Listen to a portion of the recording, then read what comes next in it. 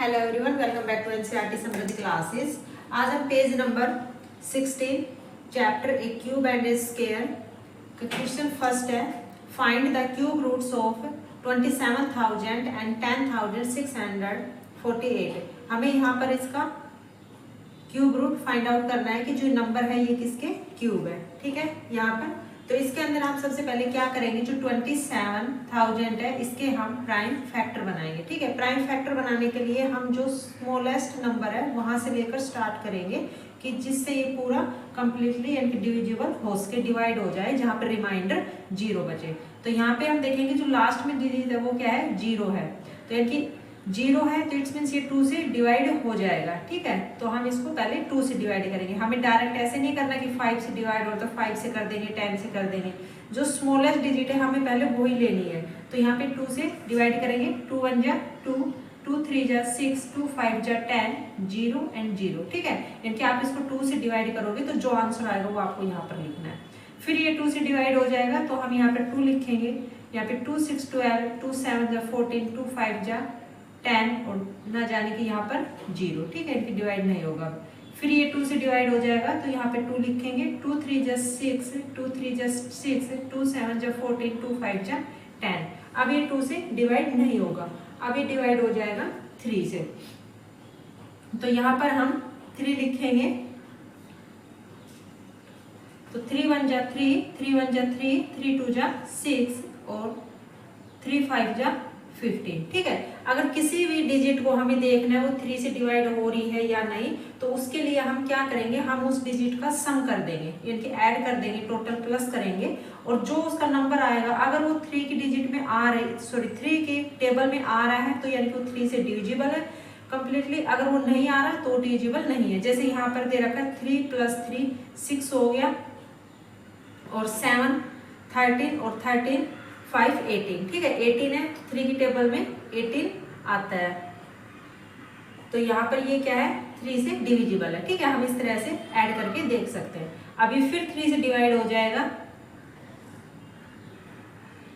3 3 जा 9, 3 7 जा 21 और 3 5 जा 15। ठीक है, अब इसके बाद फिर ये 3 से डिविजिबल है तो यहाँ पे 3 1 जा 3, 3 2 जा 6, 3 5 जा 15।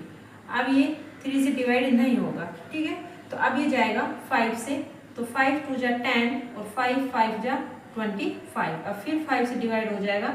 5 5 जा 25 और यहाँ पे ये फिर 5 से 5 1 जा 5। ठीक है, तो हमारे पास जो फैक्टर आए हैं इन हम सभी फैक्टर को लिख लेंगे और उसके बाद हम क्या करेंगे, इसके पेयर बना लेंगे। जो पेयर बनाएंगे वो हम क्यूब की फॉर्म में कि 3 का एक पेयर बनाएंगे यहाँ पे। तो हम पहले अपने फैक्टर लिख लेते हैं। यहाँ पर हमारे पास फैक्टर क्या आया, 2 × 2 × 2 into 3 into 3, 3 into 5 into 5 into 5। ठीक है, यहाँ पर 3 times 2 है और 3 times 3 है और 3 times हमारे पास यहाँ पे ये 5 है। अब इसके पेयर बनाएंगे, 3 का एक पेयर बनाएंगे क्योंकि हमारे पास क्या पूछा, क्यूब पूछा है। अगर स्क्वायर पूछता तो यहाँ पे 2 का एक पेयर बनाते यहाँ पे, और इसको हम फिर किस में लिख लेंगे, इसी तरह प्रोडक्ट की फॉर्म में लिखेंगे। ठीक है, पेयर बनाते वक्त भी हमें प्रोडक्ट की फॉर्म में लिखना है। तो हमारे पास 2 का 1 पेयर मल्टीप्लाई फिर 3 और मल्टीप्लाई फिर ये 5। ठीक है, इस तरह से लिख लेंगे। अब इसको हम मल्टीप्लिकेशन कर लेंगे। यहाँ पे 3 2 जा 6 और 6 5 जा 30, यानी कि यहाँ पे हमारा आंसर क्या है, 30। इट्स मीन्स अगर हम 30 का क्यूब करते हैं, 30 को 3 टाइम्स मल्टीप्लाई करेंगे तो हमारे पास ये आंसर आ जाएगा। तो इसका मतलब कि जो 27000 ये किसका क्यूब रूट है, 30 का। ठीक है, अगर 30 को आप 3 टाइम्स मल्टीप्लाई करोगे कि 30 की पावर अगर 3 होती है तो हमारे पास यही आंसर आएगा। ठीक है, तो ये किसका आंसर हो गया, क्वेश्चन इसका 27,000 का। ठीक है, इसी तरह से हम इसके फैक्टर बनाएंगे 10 6 4 8। यहाँ पर भी हम इसके प्राइम फैक्टर करेंगे। तो इसके लास्ट में देखो 8 है तो ये 2 से डिविजिबल है, तो यहाँ पे हम 2 लिखेंगे। 2 5 जा 10, 2 3 जा 6, 2 2 जा 4 और 2 4 जा 8। ठीक है, ये फिर 2 से डिवाइड हो जाएगा। 2 2 जा 4, 2 6 12, 2 6 12 और 2 2 जा 4। ठीक है, फिर ये 2 से डिवाइड होगा। 2 1 जा 2, 2 3 जा 6, 2 3 जा 6 और 2 1 जा 2। अब ये 2 से डिवाइड नहीं होगा, ना ही ये 3 से डिवाइड होगा। ठीक है, 4 से भी नहीं होगा, 5 6 7 8 से, तो ये जाएगा 11 से। तो यहाँ पर लिखेंगे 11 1 जा 11, 11 2 जा 22 और 11 1 जा 11। ठीक है, आप 11 से डिवाइड करोगे तो हमारे पास ये आंसर आएगा। हमने यहाँ पे लिखा, फिर ये 11 से डिवाइड हो जाएगा, 11 1 जा 11, 11 1 जा 11। अब ये फिर 11 से डिवाइड होगा तो 11 1 जा 11। ठीक है, तो हमारे पास ये फैक्टर्स आ गए। इसको हम प्रोडक्ट की फॉर्म में लिख लेंगे, 2 into 2 into 2 into 11 into 11 into 11। ठीक है, इसके भी हम पेयर बना लेंगे, 3 का एक पेयर बनाएंगे तो हमारे पास यहाँ पे 2 पेयर बने कि 2 एंड 11। ठीक है, दोनों को मल्टीप्लिकेशन की फॉर्म में लिखेंगे तो यहाँ पर क्या हुआ, 11 2 जा 22, ये आ गया 22 हमारा आंसर। ठीक है, तो इसका मीन्स कि जो 22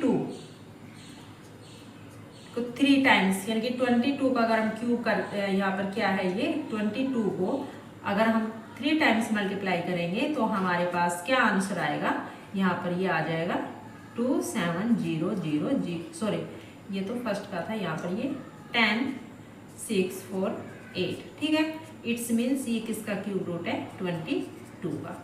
ठीक है, ये इसका आंसर होगा। ये था फर्स्ट क्वेश्चन। नेक्स्ट है सेकंड क्वेश्चन के अंदर पूछ रखा है कि what number will you multiply by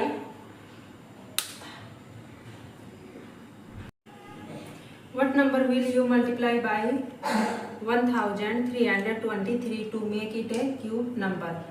कि हम जो इस नंबर को किससे मल्टीप्लाई करें कि ये एक क्यूब नंबर बन जाए। ठीक है, तो इसके लिए हम सबसे पहले 1323 के प्राइम फैक्टर बनाएंगे।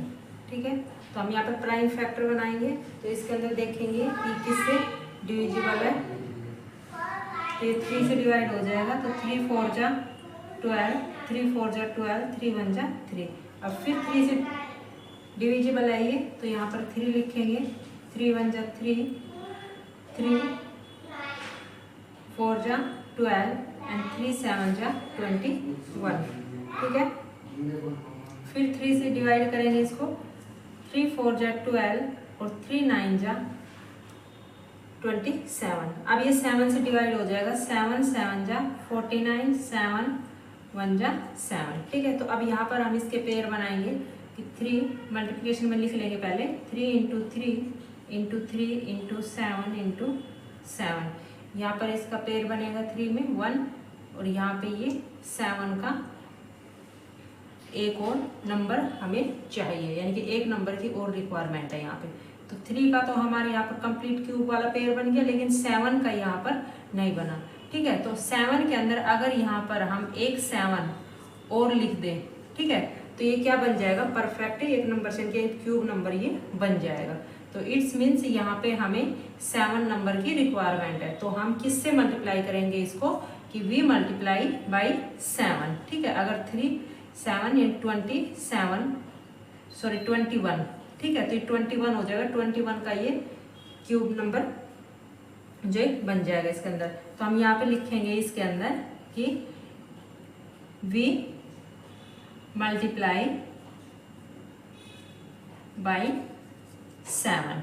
ठीक है, यहाँ पर हम इस किससे मल्टीप्लाई करेंगे, 7 से मल्टीप्लाई करेंगे, क्योंकि यहाँ पर 7 नंबर की रिक्वायरमेंट है। क्योंकि अगर एक 7 हमारे पास 2 7 है, यहाँ पर एक 7 और होता तो यहाँ पर इसका पेयर कंप्लीट हो जाता, तो ये 3 7 बन जाते। तो एक 7 की रिक्वायरमेंट है तो हमें मल्टीप्लाई करेंगे 7 से। ठीक है, ये इसका आंसर हो गया। नेक्स्ट है क्वेश्चन, इसके अंदर हमें ट्रू एंड फॉल्स स्टेटमेंट बतानी है। यहाँ पे कौन सा ट्रू है कौन सी फॉल्स है। तो फर्स्ट स्टेटमेंट में पूछ रखा है a cube and of any odd number is even, कि जो क्यूब है किसी भी ओड नंबर का क्या होगा, इवन होगा। ठीक है, तो ये स्टेटमेंट क्या है, ये फॉल्स है, क्योंकि ओड नंबर का जो क्यूब है वो ओड ही होगा। ठीक है, इनकी ओड का क्यूब ओड होगा और इवन का क्यूब इनकी यहाँ पे क्या होगा, इवन होगा। ठीक है, तो this statement is the false. First का क्या आ जाएगा, फॉल्स आ जाएगा। ठीक है, सेकंड के अंदर स्टेटमेंट है there is no perfect cube that end with 8। किसी के एंड में अगर 8 है तो वो एक परफेक्ट क्यूब नहीं है। तो ये स्टेटमेंट भी क्या है, फॉल्स है। अगर हम 2 का एग्जाम्पल लेते हैं और 2 का क्यूब करते हैं, 2 को 3 टाइम्स मल्टीप्लाई करेंगे तो हमारे पास क्या आएगा, 8 आता है। 2 2 जा 4 और 4 2 जा 8। तो ये स्टेटमेंट यहाँ पर क्या है, ये भी फॉल्स है, तो इसका भी एफ आएगा। ठीक है, नेक्स्ट है थर्ड स्टेटमेंट। थर्ड स्टेटमेंट के अंदर पूछ रखा था cube of A 2 digit number में बी ए 3 डिजिट नंबर। ठीक है, तो ये स्टेटमेंट भी यहाँ पर क्या है, ये भी फॉल्स आ जाएगी। ठीक है, इसके अंदर भी गलत दिया हुआ है यहाँ पे, क्योंकि जो स्मॉलर 2 डिजिट नंबर होती है उसके अंदर उसकी जो डिजिट है वो 2 होगी, और जो 3 डिजिट वाले जो नंबर होंगे उसके अंदर जो उसका क्यूब जो नंबर होगा वो क्या होगा, 4 डिजिट में होगा। ठीक है, यहाँ पर तो ये स्टेटमेंट भी हमारी क्या है, फॉल्स है थर्ड में। नेक्स्ट है 4 में।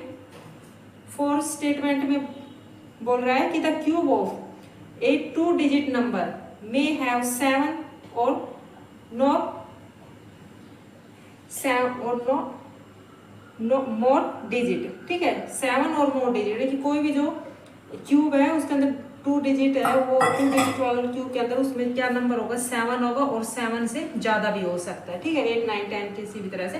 तो ये भी स्टेटमेंट हमारी क्या है, फॉल्स है। ठीक है, इसके अंदर भी ये फॉल्स आएगा। यहाँ पे 4 में भी।